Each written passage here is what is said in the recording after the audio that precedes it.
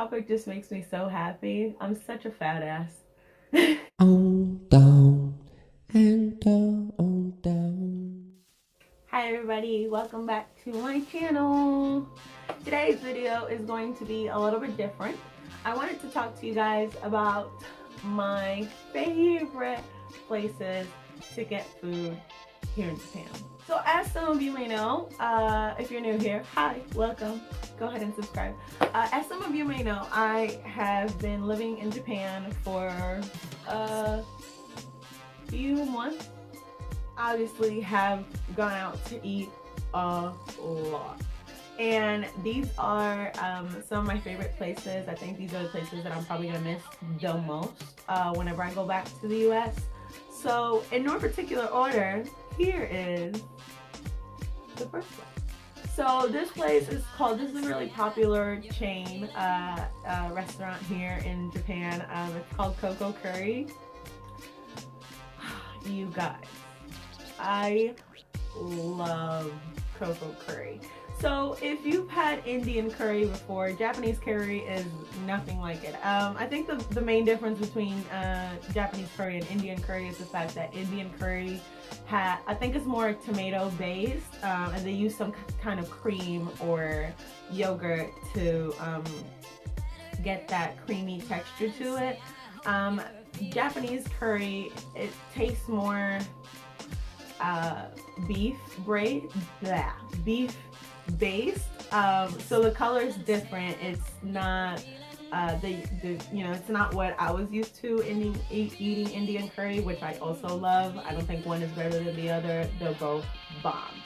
But the reason I love Coco Curry is because obviously it's inexpensive, and they have a ton of options. They even have vegetarian options for all my friends that don't eat friends. So I love this place. You can choose your level of spiciness. Normally I stay between a 4 and a 3 because that's like my happy place. Alex, on the other hand, he just goes full 7 sometimes, and it's like, bruh, what are you doing? Super good. If you're here, definitely go check them out because it's just so good and it's so filling, and it's so good. Number 2. Alright, so this place isn't a chain restaurant, but if you are in the Ikora neighborhood, you definitely must go to a Spanish place called Al-Andalus. It's basically Spain and Moroccan fusion food, so definitely not Japanese food whatsoever. They have tons of delicious things, but Alex and I usually go there for lunch because it's cheaper, and we usually get the paella chorizo and tajin albondigas. Yo, it's bomb. It's so good. Hands down, best sangria I've ever had in the history of ever. It's run by this really sweet, really friendly old man who actually is fluent in Japanese and Spanish. So I love going there because it kind of makes me feel a little bit like home, and I talk Spanish with him, and Alex and I are basically regulars at his place. It's super awesome. They play Spanish music, and the ambiance is just so welcoming, and I just love the food. And I think definitely when you're in Japan, you shouldn't limit yourself to just Japanese food like ramen and sushi, even though those are awesome as well. So if you want to switch it up and get some authentic Spain and Moroccan food, you should totally go and visit my friend in Al-Andalus. Third place I wanted to talk about is this ramen joint called Ichiran. It is actually a chain, and I do believe they do have locations in LA and New York from what I researched. So if y'all there, definitely check it out. I call this place introvert ramen. The reason I call it introvert ramen is because the whole experience is basically an introvert's dream come true. So you go in, you have the machine, of course. When you go sit down, you actually never see who's making the food. You're kind of closed off in this little like cubicle area, and you have a curtain, and you don't even have to really speak to the people that are cooking if you don't want to. You fill out a sheet, and what I love about this place is that you can choose. Everything is customizable, so you can choose how you want your noodles cooked. I prefer my noodles soft. Alex, on the other hand, likes his ramen noodles a little crunchy, a little al dente. So you can totally choose the level. You can choose what base, if you want pork in it, if you don't want pork in it. You know, if you want some spiciness to it. It is so customizable, and it's good for if you don't speak Japanese or you're not confident enough with your Japanese skills, because they have an English menu and they have an English fill-out form where you basically just circle what you want. And once you are ready, you ring the bell, they come get your paper, deliver your food, shut the blinds, and you're basically in your own little cubicle world eating ramen. I like this place because of the experience. Like I said, it's kind of like an introvert's dream come true. I don't have to tell you that when it comes to sweets, Japan is basically #1. I mean, when it comes to desserts, there's really very little competition. You can go to neighborhoods like Harajuku and get a crepe or cotton candy as big as your face. Or you can go to, if you're in the southern side, you can go to Osaka and get jiggly cheesecake, and it's super, super good, super awesome. But my favorite dessert food by far has to be this place. I believe it's a chain, but I'm not sure because I haven't seen it anywhere else. It's close to campus, so it's close to the Al-Andalus Spanish place that I mentioned earlier. And it's basically a bakery, but they have ice cream sandwiches. Now, it's not the normal ice cream sandwiches that you buy at the store where it's like, you know, the little chocolate thin like wafer or whatever with some ice cream in the middle. This is a legit sandwich. Like, it's legit bread that they bake there and they sell, and you can buy it by the pound and take it home. It is so, so good. Now, I know some people may find that a little weird, you know, mixing bread, like actual bread for sandwiches with ice cream, but you just gotta trust me on this. It's so, so good. So when we go, they only have one flavor ice cream, which is vanilla. But you can mix and match because they have strawberry bread or they have caramel bread.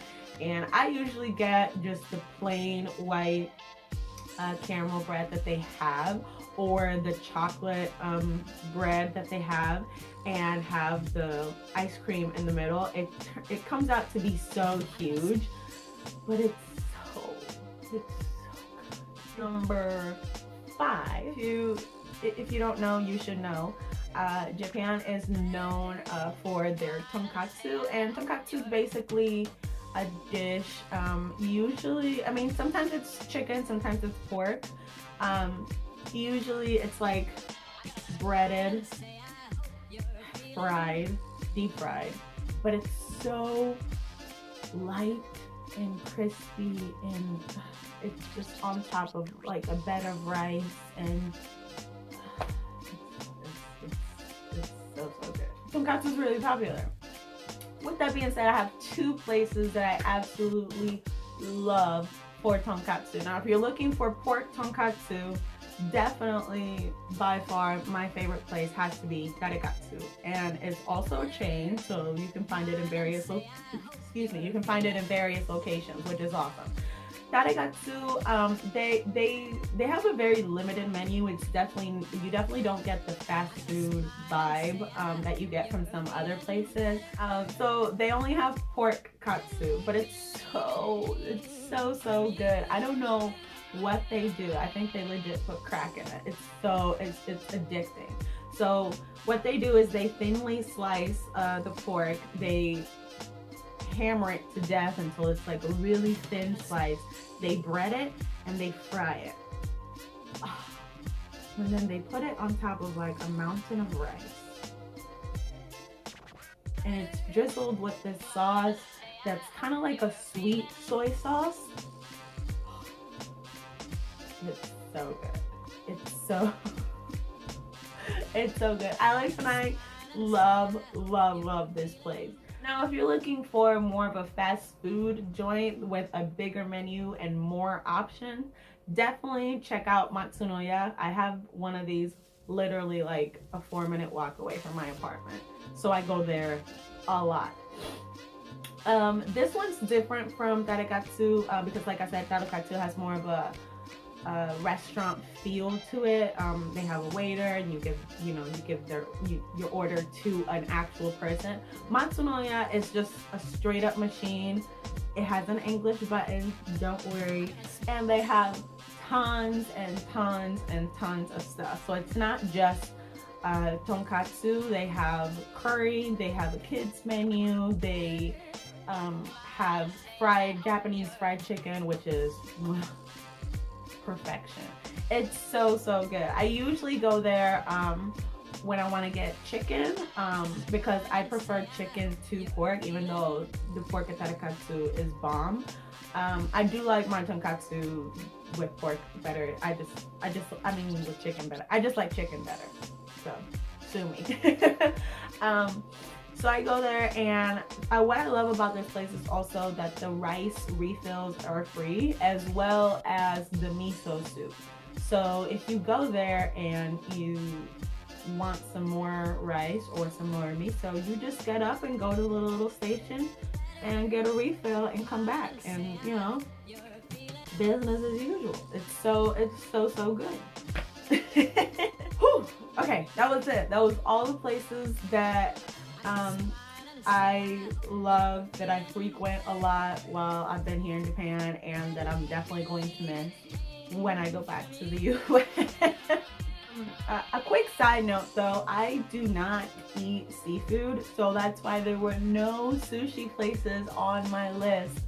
Alex and I just aren't huge fans of sushi. Alex is a picky eater, so he doesn't like when there's sauces drizzled on top of stuff. He won't eat them if he doesn't know exactly what's in it. He's not gonna eat it. I just don't like seafood. I'm not a huge fan. You don't need me to tell you that there's hella sushi places all over Tokyo and all over Japan. I just haven't gone to any because it's just not my cup of tea, basically. If you like this video, please give it a big thumbs up. Thank you so much for the support. You guys are legit amazing, and I love you. And yeah, keep watching. I hope you're having an awesome day and an awesome rest of the week wherever you are. I will talk to you guys in the next one. Remember to subscribe and be kind. Bye.